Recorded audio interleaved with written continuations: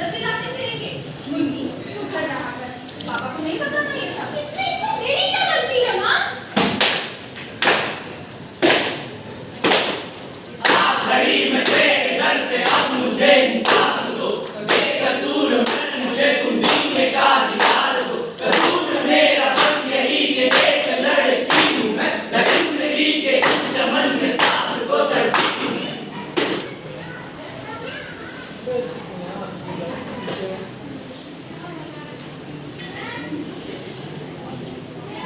धीरे धीरे समय बीतता चला गया और हंसती खेलती मुन्नी, जो हमेशा चंचल खेलती रहती थी, अब वह गुमसुम सी रहने लगी और अपने घर में पड़ी रहने लगी, बिना किसी उत्साह के, एकदम उदास। नमस्कार मैडम जी। अरे नमस्ते मैडम जी, आइए आइए।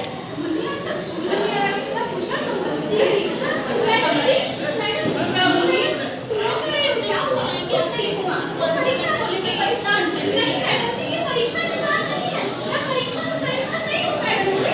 क्या बात है बेटा? कुछ नहीं हुआ, तू अंदर जा मुन्नी, और मेरी बात मुझे बताने दो। बेटा, जो भी तुम्हारी बात है तुम मुझसे खुलकर कह सकती हो, मैं तुम्हारी टीचर हूँ। मैडम जी, जब मैं खेलने जाती हूँ तो यहाँ का एक लड़का चॉकलेट लगाने के बहाने मुझे गंदी तरीके से छूता है, और उसके बाद जब मैं स्कूल जाती हूँ, क्या हुआ स्कूल में? स्कूल का भी एक कर्मचारी मैडम जी मुझे ऐसे ही छूता है मैडम जी, और माँ ने हमेशा मुझे ये बात सबसे बताने को मना किया है। देव जी, नहीं, वो भी बच्ची है, वो क्या जानेगी क्या सही क्या गलत, उसे कुछ नहीं पता है।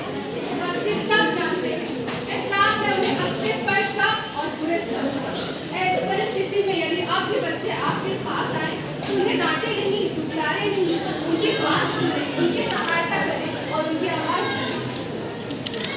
यदि कोई भी व्यक्ति किसी बच्चे या बच्ची को उसके सिर पर, हाथों पर और कंधे पर छूता है तो उसे अच्छा स्पर्श यानी कि गुड टच माना जाता है, लेकिन होठों पर, छाती पर या कमर के नीचे के हिस्सों पर छूने को बुरा स्पर्श यानी कि बैड टच माना जाता है।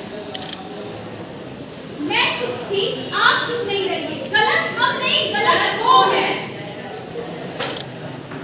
यह सिर्फ मुन्नी की कहानी नहीं, यौन शोषण के मामले में Bharat out of the second list में 60 में से 15वें स्थान पर, जिसमें बच्चे और बच्चियों के साथ यौन शोषण हो रहा है।